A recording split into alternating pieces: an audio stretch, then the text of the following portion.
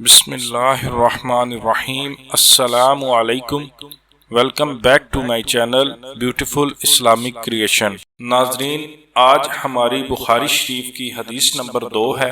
اس حدیث مبارکہ کے اندر رسول اللہ صلی اللہ علیہ وآلہ وسلم کے پاس وحی کیسے آتی تھی اس کے بارے میں ذکر کیا گیا ہے۔ تو آئیے یہ پیاری حدیث مبارکہ سنتے ہیں۔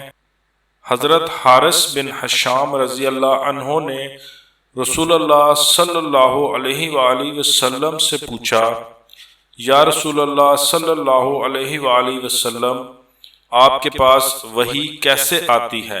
رسول اللہ صلی اللہ علیہ وآلہ وسلم نے فرمایا، کبھی وحی میرے پاس گھنٹی کی آواز کی مثل آتی ہے اور وہ مجھ پر بڑی سخت ہوتی ہے، پس وہ کیفیت وحی مجھ سے دور ہوتی ہے تو میں اس بات کو یاد کر چکا ہوتا ہوں، اور کبھی فرشتہ انسانی شکل میں میرے پاس آتا ہے، وہ مجھ سے کلام کرتا ہے، پس جو وہ کہتا ہے میں یاد کر لیتا ہوں۔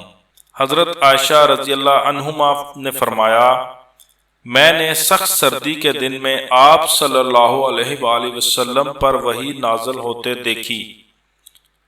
جب یہ کیفیت دور ہوتی تو جبین اقدس سے پسینہ بہہ رہا ہوتا تھا۔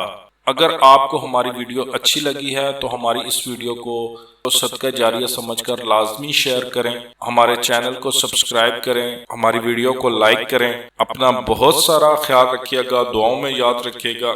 السلام علیکم ورحمۃ اللہ وبرکاتہ۔